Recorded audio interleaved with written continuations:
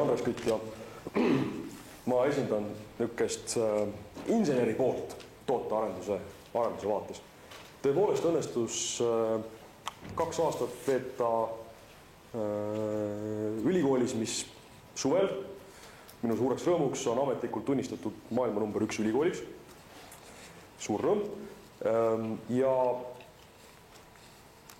täna räägin teile terviklikust tootearendusest, aga kuivõrd mul on ainult pool tundi, siis ma saan ainult rääkida üksikutest mõtetest ja viidetest, et nagu terviklik tootearendus ja üksikud mõtted sellest. Ja tugineb niisugusele toredale asjale nagu System Design and Managementi programm. See on niisugune programm, mille põhiline sisu on olla magistrikraad süsteemide disainis. Ja mis minu jaoks oli niisugune aha-moment, mis mul tuli kohe esimese nädala jooksul kohale, oli see, et tegelikult ei ole üldse vahet, kas sa disainid ülikooli, kas sa disainid kosmosejaama või sa disainid naftaplatvormi. Et oma olemuselt on need kõik ühed süsteemid ja mõtlemine seal taga on täpselt sama. No seda näidet illustreerib suurepäraselt meie süsteemiarhitektuuri professor, kes luges meile loenguid. Ta on ajaloos ehitanud nii kosmosejaamu kui naftaplatvorme, aga paraku semestri teises pooles ta osa loenguid pidas kaugelt üle videokõne, sellepärast, et ta nüüd ehitab president Putinile Venemaal ülikooli koostöös MIT-ga ja tema väitis, et mingit vahet ei ole. Mõtlemine on täpselt sama. Aga ja mis ma tahan rõhutada on see, et ma ei pretendeeri nagu niisugusele terviklikule või ammendavale ülevaatele tootearendusest. Mina läksin sinna tarkvara arhitektina saamaks aru saama sellest, kuidas süsteeme ehitatakse, kuidas neid juhitakse ja minu fookus on arhitektuuril siiski. Aga ma arvan, et ma saan mingisuguse pildi kätte anda ja tekstis on viited. Need on asjad, mida ma võin omast kogemusest kinnitada, need on kasulikud raamatud, aga küll me sinna jõuame. Ja loomulikult minu eesmärk, need slaidid on kättesaadavad ja minu eesmärk ei ole mitte oma juttu ära rääkida ja siis lahkuda, vaid eesmärk on ikkagi teile mingit teadmist saada. Nii et kui teil on mingit küsimust, siis katkestage mind. Ma katsun mitte liiga kiiresti rääkida. Siiamaani küsimusi. Mis ei ole toode? Mis asi ei ole toode? Mina ei oska vastata. Ma olen insener ja inimesed, kes tooteid arendavad. Mina oskan öelda, kuidas süsteem ehitatakse. Süsteem on koosnev tavaliselt mingisugustest asjadest, mida tihti kutsutakse tooteks, aga samamoodi võib öelda, et süsteemi hulka kuulub selle toote kasutaja ja tema koer ja selle koera kirbud ja veel mingisugused asjad. Et ma oskan rääkida sellistest asjadest, sellistest terminitest. Tahaks siis kohe küsida süsteemi kohta, et paarkümmend aastat tagasi defineeriti süsteemi üldiselt, et süsteem on elementid pluss elementide vahelised seosed pluss veel midagi. Kas nüüd on juba teada saanud, mis see pluss veel midagi on? MIT teadlased ütlevad kohe, et see on selle süsteemi, et see on selle tervikud käitumine ajas, on see veel midagi. Aga ma arvan, et päris tõest vastust ei ole teaduse maailmal veel olemas. Aga selle teema juurde ma jõuan varsti. Hakkame pihta. Esimene mõte, mis ma tahan teiega jagada, on see, et tootearendus on terviklik protsess. Suur üllatus. Teile just räägiti väga pikalt ja väga põhjalikult sellest protsessist. Minu jaoks oli see aha-elamus. Mina olin kogenud tootearendust sellisel viisil, et mingid inimesed ütlesid, oleks jõudselt äge, kui saaks teha tegevust A. Ja võtta, et meil juhuslikult on mingisugune hunnik nagu asju ja mingid inimesed ja hakkame äriplaan ja kust me raha saame ja lähme EAS-i, küsime raha ja hakkame muudkui aga arendama ja muudkui tegema.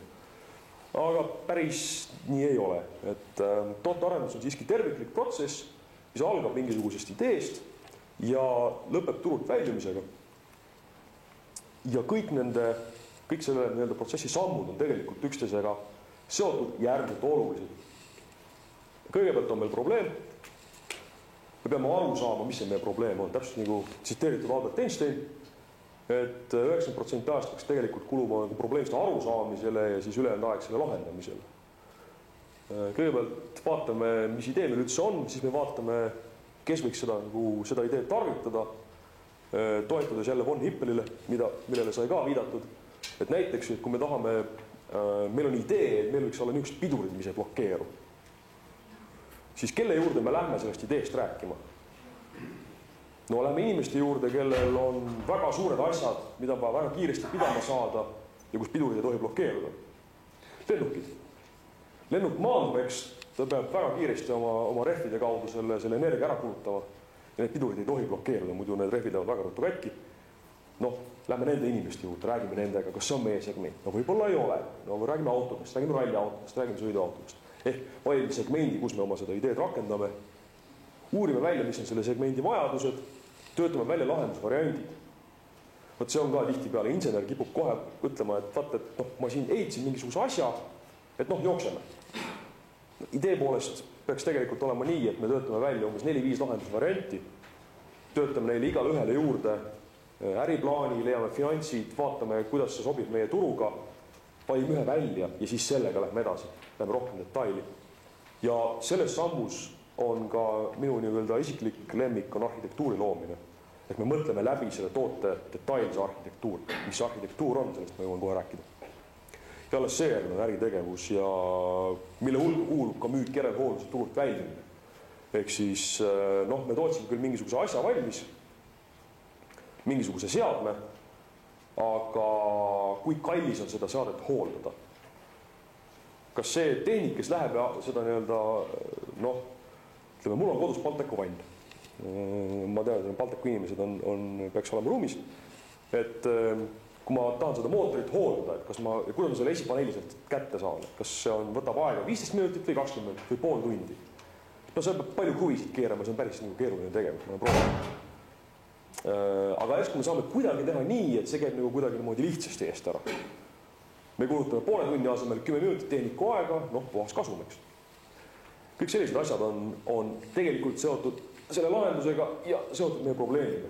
Ehk siis kõik need protsessi sammud on omavahel seotud, kõik mõjutavad üksteist. Ja ka turult väljumine, et mis me siis teeme, kui meil ühel hetkel, kas me ei soovi selle turul enam olla või mis siis saab, kui meil see toode, noh, mis sellest tootest pärast saab? Kas ta prügimäele viime, et kas ta järsku lekib mingisuguseid õudseid kemikaale näiteks keskkonda ja me peame pärast sellega tegelema. Esimene mõte.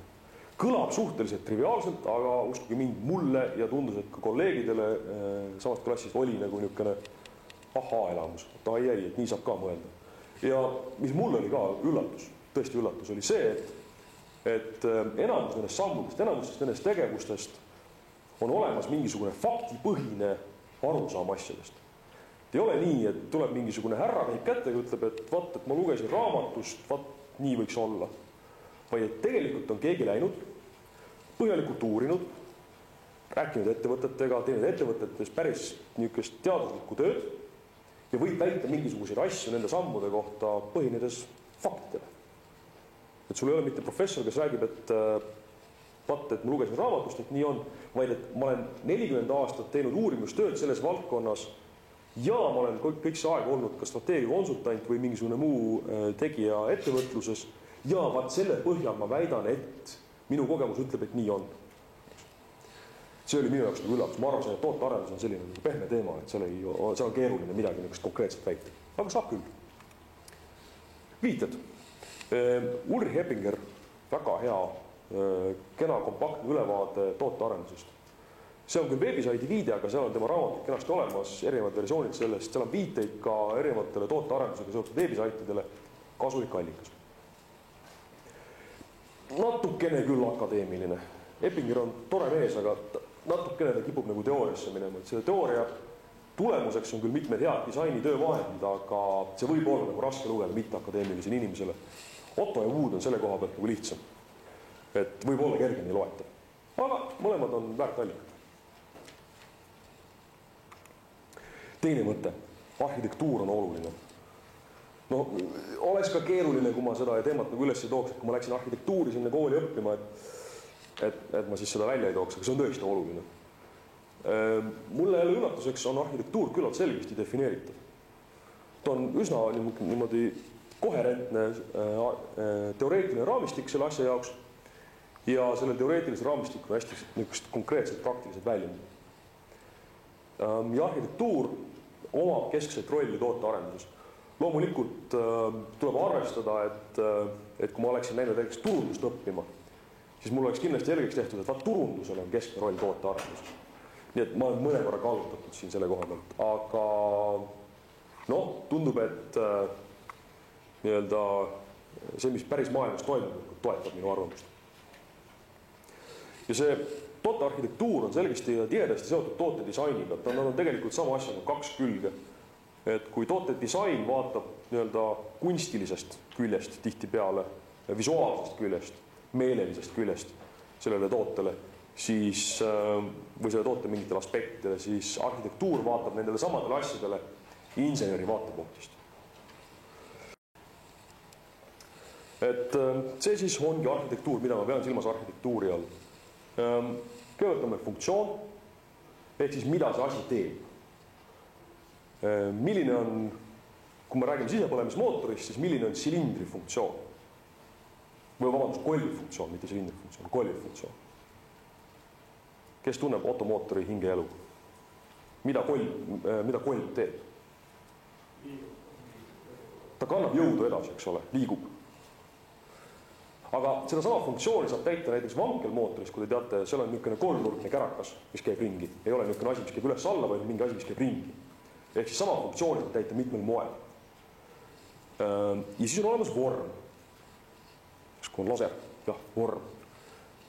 Mis räägib siis sellest, et mis asi on. Sellel konkreetsel klikkeril on konkreetne vorm. See on füüsiline asi, mis realiseerib mingisugust funktsiooni mingisugusel viisil. See on füüsiline element, eks. See sama kolm, millest ma rääkisin, on mingisugune füüsiline asi, see on vormi element. Samas ma olen näinud, et keegi on teinud suurepärase ilusa võidukarika kolvist, pannes selle kolvi täitma mingisugust teist funktsiooni. Ehk siis funktsioon ja vorm ei ole omavahel nagu üheselt seotud. Selle jaoks tulebki mängu niisugune keeruline abstraktne asi nagu kontseptsioon, mis seob need kaks asja kokku omavahel. Ehk siis silinder, vabandust, kolb ja jõuülekande funktsioon saavad kokku automootori kontseptsioonis ja automootori arhitektuuris. Ja vaat see on see koht. Siin sees on see veel miski, mis nagu süsteemid omavahel käima paneb. Selgub, et selline vaade on nagu hästi kasulik. Ja kohe selgub, miks. Vaadake, selline vaade seob omavahel funktsiooni ja vormi. Aga kust tulevad mingisuguse asja tootmisel kulud? Vormist. Ehk siis, kas me teeme selle silindri või selle kolvi mis materjalist? Kas me toodame selle vanni nagu materjalist A või materjalist B? Ja ükskõik, kas me toodame selle materjalist A, B või C, sellega on seotud mingid kulud. Kas me toodame ta sellise kujuga, toodame teistsuguse kujuga, see praegu kulu. Aga funktsioonist tuleb tulu. Inimesed ei osta mitte asju selle jaoks, et osta asju, kuigi ka seda tuleb ette, vaid ikkagi, et neil oleks mingi kasu sellest, mingi tulu tekiks, mingi funktsioon saaks täideta. Ja järelikult nende kahe asja vahel, nende kahe asja nagu seose tekitamine, mis sinna üle jääb? Kasum jääb sinna vahele, eks. Ehk siis mida paremini on välja töötatud arhitektuur, seda rohkem me saame sealt tegelikult raha välja võtta nende kahe asja vahel. Arhitektuur määrab ka suuresti tootmisprotsessi parameetrid. Mul oli konkreetne näide, kus Eestis oli olemas ettevõte, kellel oli olemas toode, kellel oli olemas müügikanal ja oli olemas ka kliendid. Kõige kummalisem oligi see, et kliendid olid päeva lõpuks nagu nukrad. Aga paraku toode oli selline, tegemist oli ühe disainitootega, mida oli suuteline vajalikus kvaliteedis kogu keevitama täpselt üks inimene Eestis. Ja tal võitis aega 3 päeva, et ühte asja valmis teha. Ja äri pandi kinni sellepärast, et ükski kasutaja ei olnud nõus maksma seda hinda, mis selle asja tootmine tegelikult nagu maksma läks. Et ma olen üsna kindel, et kui selle disaineri kõrval oleks olnud mõni insener, mõni arhitekt, kes oleks natukene mõelnud selle asja peale, see oleks saanud seda asja ka toota nii, et seda suudab teha nagu 2 inimest või näiteks 30 inimest või et näiteks igaüks, kes suudab keevitada mingi sertifitseeritud tasemel, suudab selle asja kokku panna. Ja et see ei võta mitte 2 päeva, vaid võtab näiteks 2 tundi. ilma kaotamata selles ilusas füüsilises vormis. Ja mida arhitektuur veel võimaldab, on see, et ta võimaldab korduvkasutuste platvorme. Ehk siis väga tihti me töötame mingisuguse asja valmis välja, müüme maha ja nii ongi. Aga näiteks Black & Decker avastas 70-ndatel, et niimoodi toimides on tal mingisugune kümnetest ja kümnetest toodetest koosnev perekond, mingisugune trellid ja mingi ketaslõikurid ja jumal teab mis veel, mille iga ühe sees on natuke teistsugune mootor kui teise sees. Natuke teistsuguse kujuga, natuke teistsuguste tehniliste parameetritega, no natuke teistsugune mootor. Ja see nagu selgesti ei ole mõistlik. Ja nad suutsid välja nuputada viisi, kuidas moodi neid mootoreid unifitseerida, kuidas sealt pealt hirmsasti raha teenida. Ja tulemuseks oli see, et nad võitsid väga palju turuosa. Jälle arhitektuurne küsimus. Viited. Jällegi need samad tootearenduse raamatud, aga Atterbacki raamatus, mille viide tuleb natukene hiljem, on ka väga ilusad jutud. Atterback oli just see härra, kes Black & Deckerit nõustas nende selle mootori afääri jooksul. Ja kolmas mõte, innovatsioon on kontrollitav. Ma ei ütle teile, mil viisil ta on kontrollitav, aga minu jaoks oli juba väga suur niisugune ahaa-elamus see, kui ma sain teada, et innovatsioon ei ole mitte mingisugune niisugune asi, et mingid teadlased lähevad kuhugi laborisse, siis nõiuvad ja siis kuidagi niimoodi maagiliselt sünnib mingisugune asi, mingi innovatsioon juhtub ja siis kõik nõiuvad selle ümber ja räägivad, oi, innovatsioon. Ma ei täpselt ütle teile, mis see on, aga see on nagu väga peen. Selgub, et see on ennustatav. Selgub, et see on võimalik panna tööle nagu masinavärk ja täitsa erinevatel viisidel ka juures. Innovatsioonil on võimalik läheneda väga erineval moel ja need viisid enamasti nagu töötavad. Meile käis rääkimas üks härra Intelist ja selgus täiesti hämmastav tõsiasi. Intel investeerib tehastesse, nad panevad püsti miljardilisi tehaseid. See võtab hirmus kaua aega, et panna kuskil Malaisias üks tehast püsti, aga neil ei ole veel tooteid selle tehase jaoks. Ja tehnoloogiat ka veel ei ole. Nad ei tea, mis sinna tehasesse nagu päriselt sisse tuleb või mida nad seal täpselt tegema hakkavad. Aga kuivõrd nad on kindlad, et nende teadlased on viimased 15 aastat suutnud mingisuguse tempoga mingisugused uusi asju välja mõelda, siis nad on üsna kindlad, et küllap see teadlane, küllap nad mõtlevad välja, et neil see protsess on niivõrd stabiilseks aetud, et küllap see läbimurre tuleb. Ja tuleb ilmselt ka. Jällegi viited. See on see kasutajakeskne demokraatlik innovatsioon, millele sai enne ka viidatud. Et selle loo mõte on see, et see raamat on muide tasuta kätte saada selle aadressil. Selle härra mõte on see, et mitte keegi ei lahenda probleemi paremini kui inimene, kellel see probleem on. Ja ta väidab nüüd seda, et õudselt palju asju, mida on välja mõeldud niimoodi, mida korporatsioonid väidavad, et see on nende leiutis, et tegelikult, kui sa hakata uurima, siis tegelikult see korjati üles mingi kasutaja käest, kes oma probleemi lahendas. Ta väidab, et kuni, mis on eestikeelne vaste, heart-lung machine, kunstsüda või kunstvereringe masin. Selle leiutas ka tegelikult üks arst lahendas oma isiklikku probleemi, kes tal väidetavasti olla operatsioonilaual surnud üks inimene, keda ta teadis. Ja teda hakkas nii häirima see kontseptsioon, et tal ei olnud võimalik seda inimest päästa. Et ta kulutas mingisugused müstilised aastad oma arstitöö kõrvalt seda seadet arendades. Õudselt huvitav perspektiiv ja ta mitte ainult ei räägi niisuguse ägedaid lugusid, vaid ta ka annab niisugused konkreetsed sammud, mida siis teha selleks, et seda üles korjata, seda innovatsiooni kasutaja käest üles korjata ja räägib ka sellest, et mis hetkel kasutaja nagu huvi kaotab.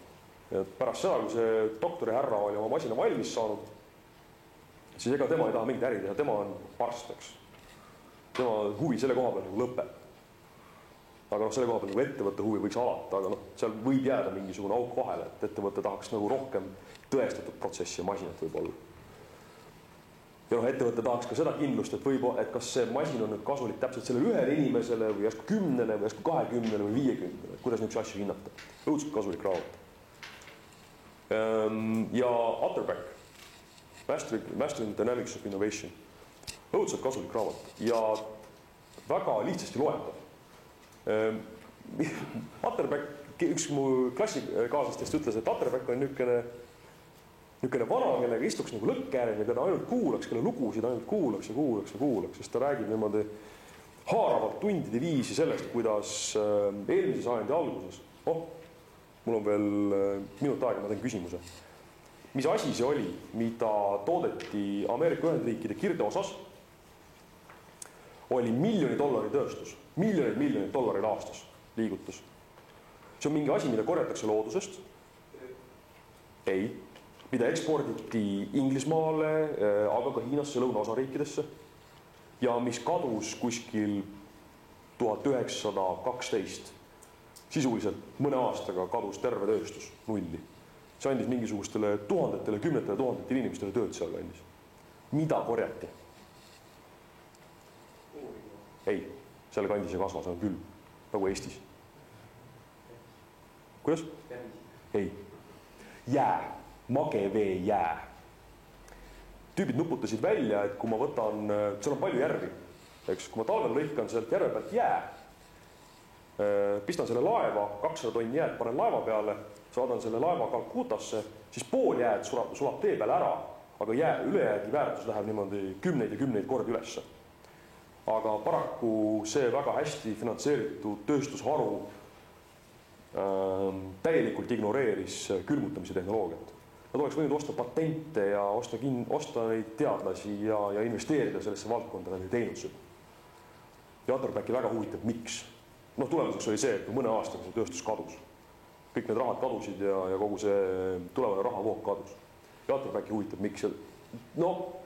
Ma ei ütle, et nüüd eestlane peaks hakkama ka magevee jääga tegelema, aga mida tema juurest on nagu õppida, on seda, et aru saada, millises faasis on teie turgu, mis iganes turg ka ei oleks, valitsev tehnoloogia. Kas me oleme selles faasis veel, kus me alles uurime ja saame aru, et millega on tegemist, nagu auto puhul oli eelmise sajandi alguses, kus ei olnud üldse selge, et mitu pedaali autol on või mitu akent või mitu ratast tal on. Või me oleme selles faasis, kus tegelikult me peaks välja nuputama mingisuguse järgmise viisi, kuidas auto tootmist odavamaks teha. Või me peame nuputama järgmise viisi välja, kuidas autot müüa paremini, näiteks mini näide, nagu siin enne jälle toodi. Jällegi, et ta aitab võib-olla mõelda sellest, et kus kohas teie äris nagu innovatsiooni fookus peaks olema, et mille peale te võiksite mõelda. Kas see peab alati olema nagu uus auto, et järsku me saame kuidagi teisiti ka. Ja nüüd on selle slaidi kord.